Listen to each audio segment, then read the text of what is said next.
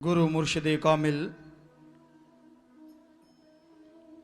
दी चर्चा तुसी सुनी है। गुरु शब्द का बहुत वड्डा अर्थ है। गुरु का मतलब सिर्फ ये नहीं हुंदा कि उसनू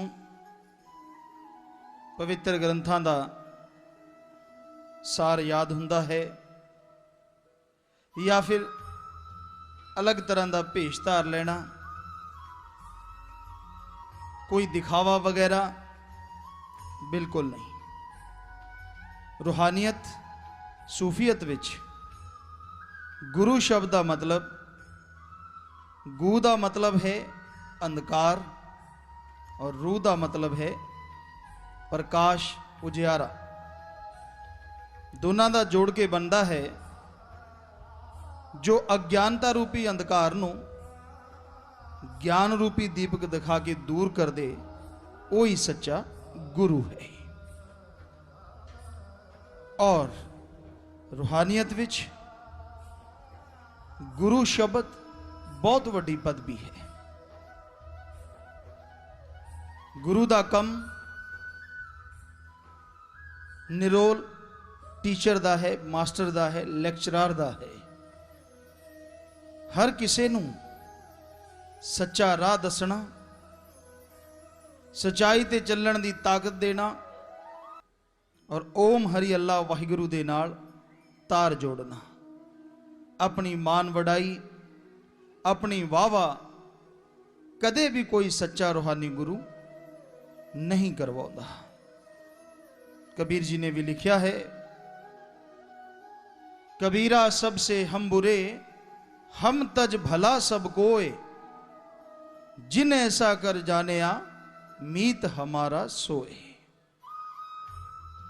कोई अपनी मान वड़ाई दी चाह नहीं हुंदी, बल्कि कबीर जी कहंदे जो इस तरह कहंदा है और मनदा है कि दुनिया सारी चंगी है, मैं ही सब तो बुरा हां, अपनी मैं खुदी नू मार मुकाउंदा है, वही उस परमात्मा दा सच्चे पीरो मुर्शिदे कामिल दा सच्चा मुरीद हुंदा है।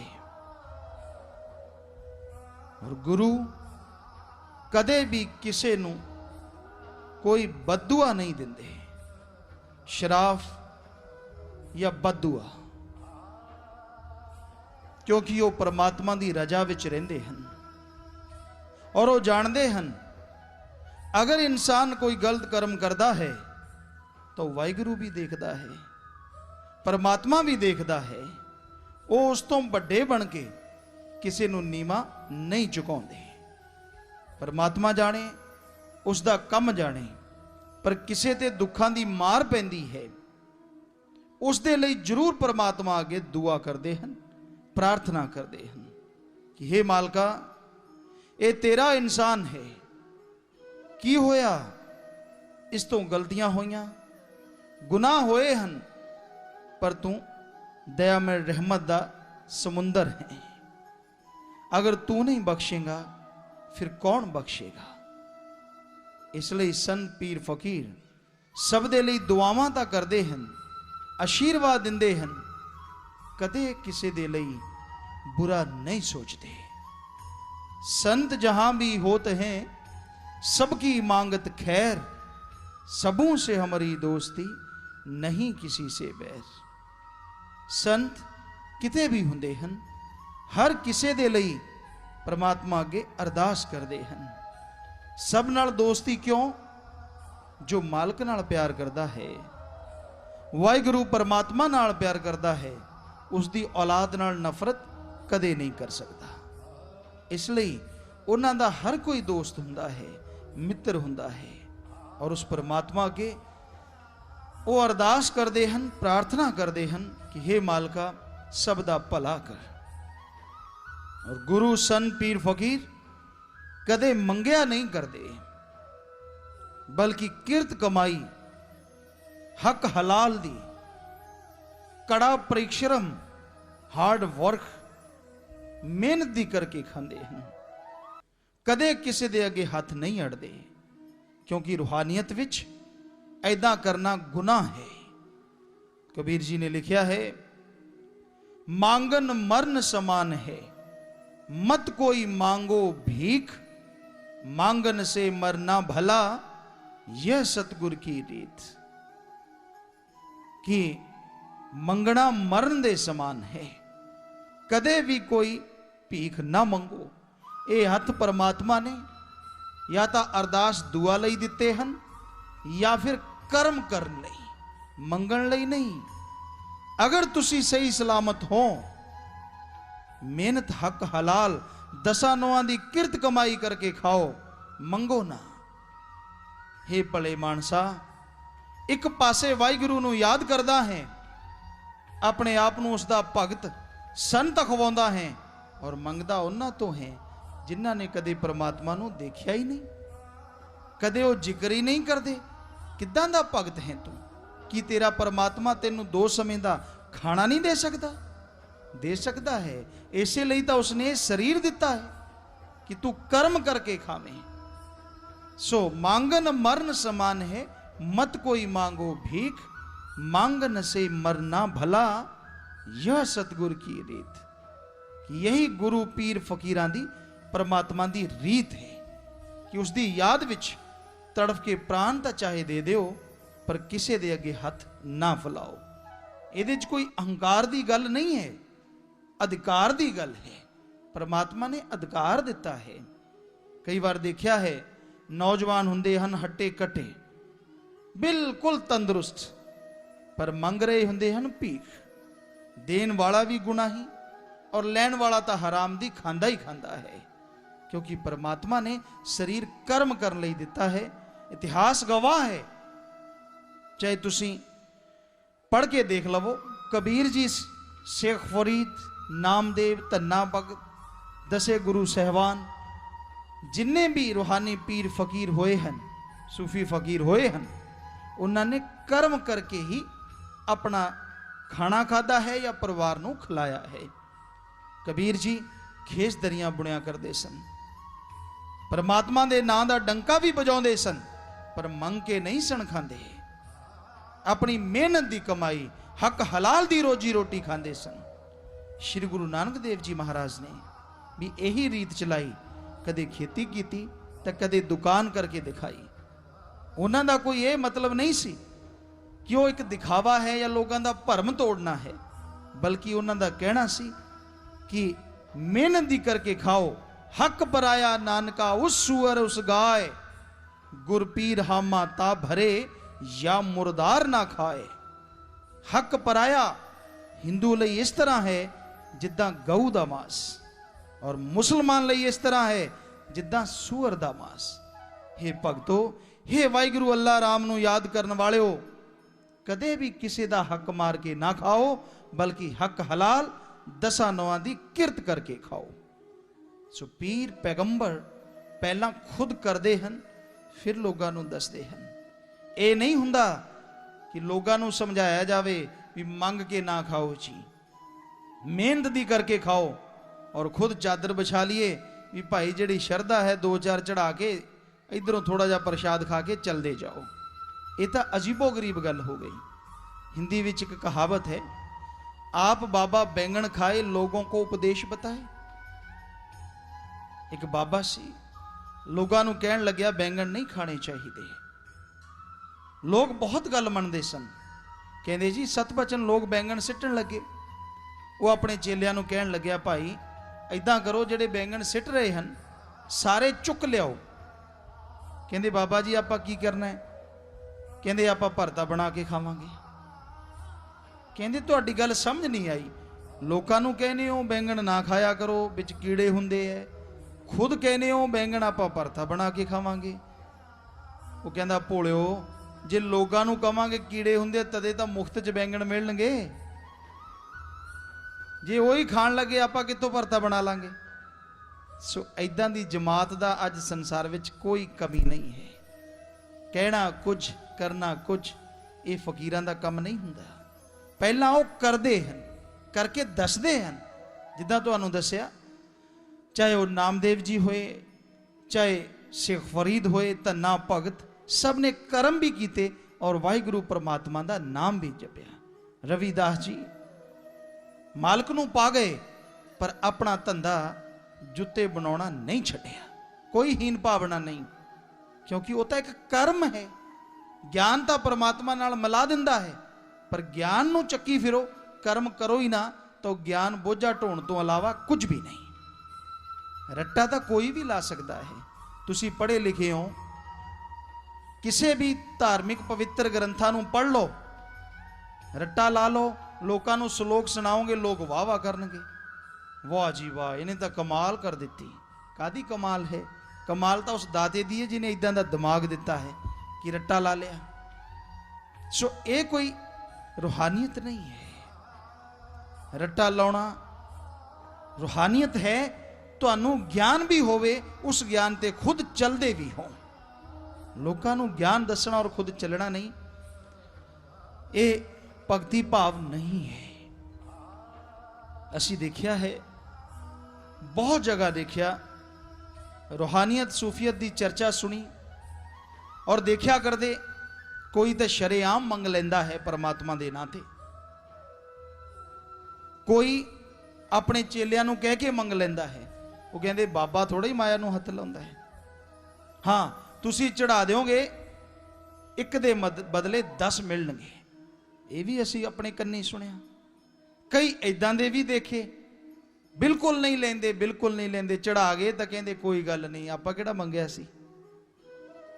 नवे नवे तरीके, जबकि किसी भी धर्म ग्रंथ अंदर किसी भी रूहानी सूफी संत ने किते भी नहीं लिखिया कि अल्लाह वाहिगुरु राम किसी दे पैसे का मोहताज है।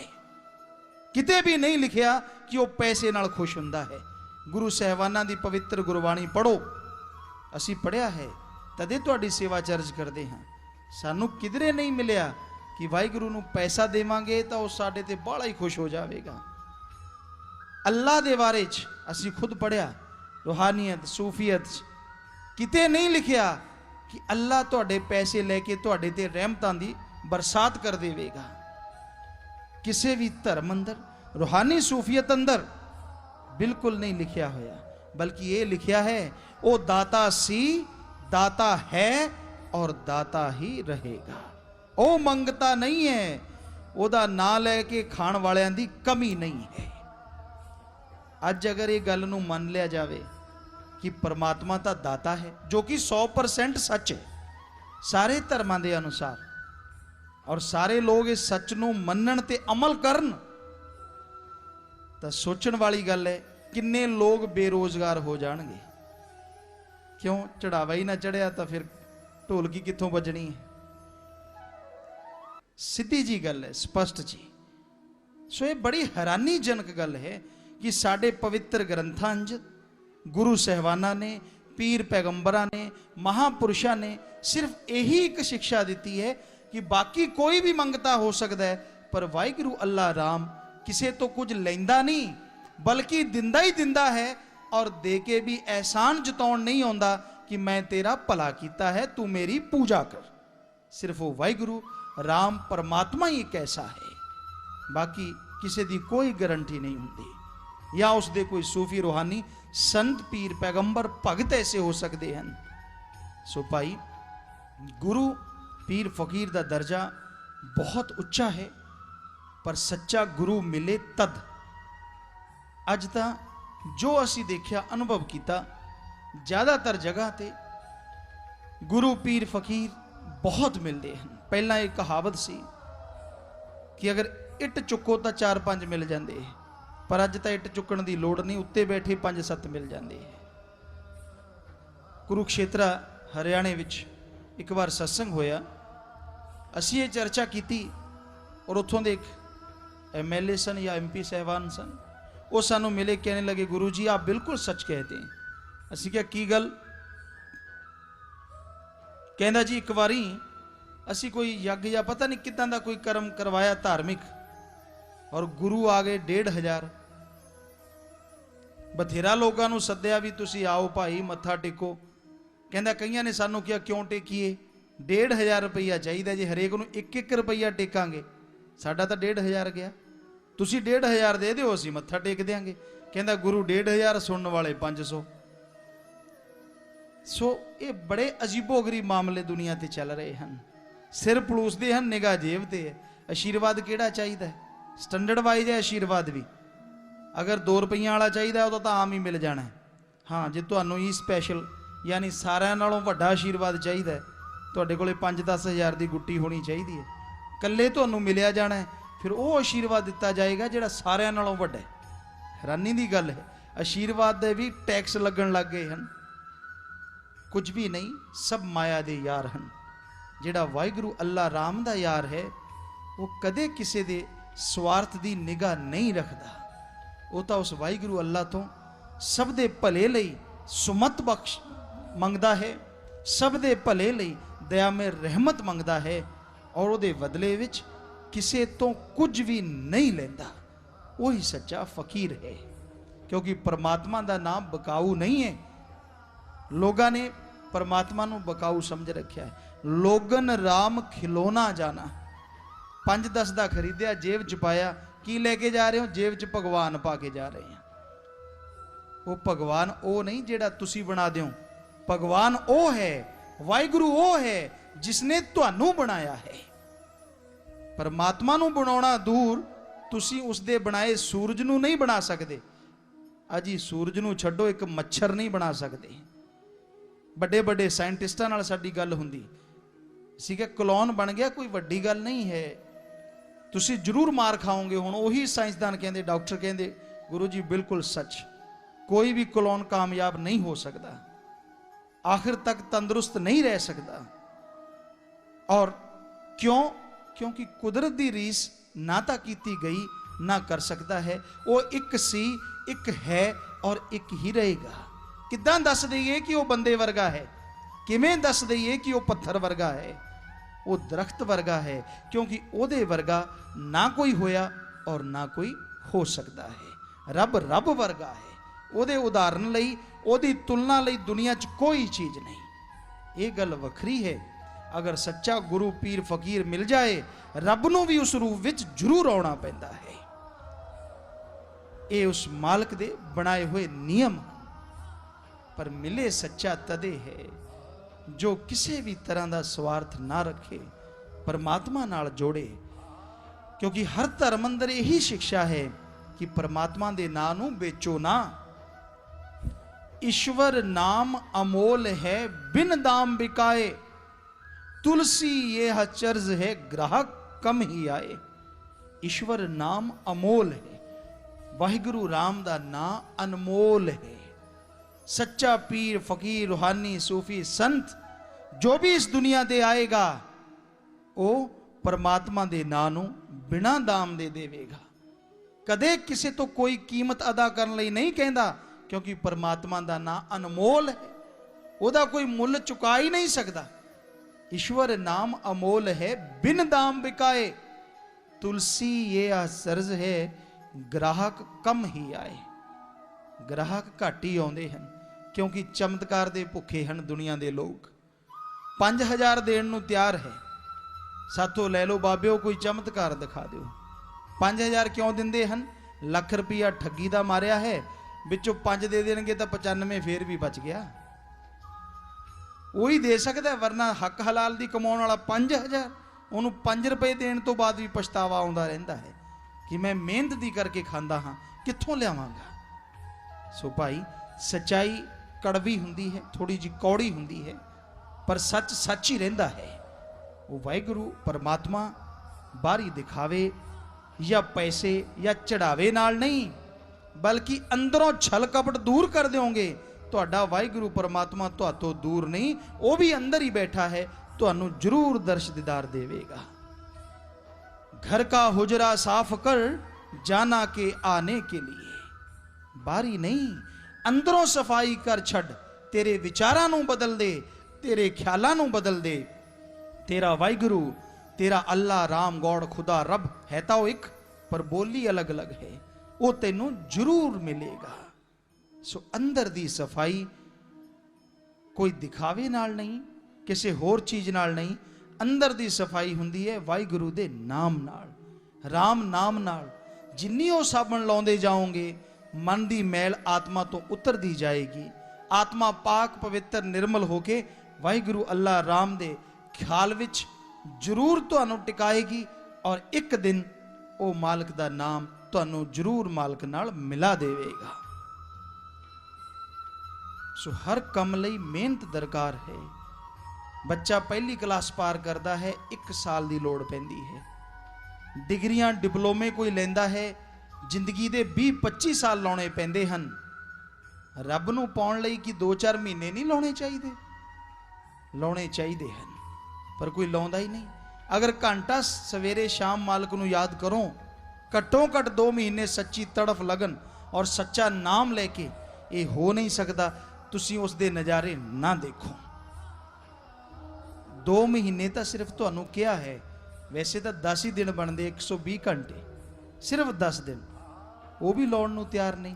अद्धा घंटा बहिंदा है परमात्मा की याद विच, परमात्मा नूं घट बुलाउंदा, कदे खुरक कर ली, कदे अवासियां ले लियां, कदे जवाक जल्ले याद आ गए, कदे नोट याद आ गए, कदे कोई याद आ गया, कदे कोई।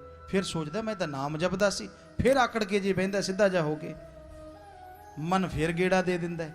वो भोलिया ये सिमरन कर रहे हैं कि कारोबार का काम चल रहा है। सो अद्धा घंटा भी कोई लगन नाल उहनूं याद करन नूं तैयार नहीं। फिर कहंदे वो नज़र क्यों नहीं आउंदा, साडे ते रहमत क्यों नहीं लुटाउंदा। तुसीं अद्धा घंटा देण नूं तैयार नहीं, उहदी याद विच तड़फना ही नहीं चाहुंदे। वरना बच्चा तड़फे, अगर मां दुध दे सकती है तो कि वाहिगुरू राम तुहाडी नहीं सुनेगा? वो जरूर सुनता है। उहदी याद विच थोड़ा जिहा तड़फ के तो देखो, नज़ारा ही वखरा है। पर तड़फोगे तदे, तड़फण दा अगर कोई साधन होवेगा। मंजिल मकसूद ते तदे पहुँचते हो अगर तुहानू सीधा राह मिल जाए। अगर दलदल विच फस गए, चाहे मंजिल बिल्कुल कोले है, फिर भी नहीं पहुँच सकते।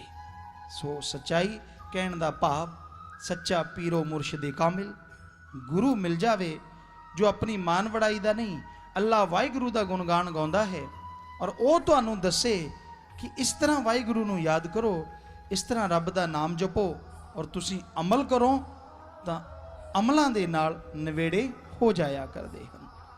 सो भाई जिन्ना भी हो सके परमात्मा की याद विच तड़फ के देखो। दिखावे की लोड़ नहीं, मंगण की लोड़ नहीं, धर्म छड्डण की लोड़ नहीं, घर परिवार छड्डण की लोड़ नहीं। लोड़ है वाहिगुरू की याद समा लाउण दी और अंदर की सफाई की।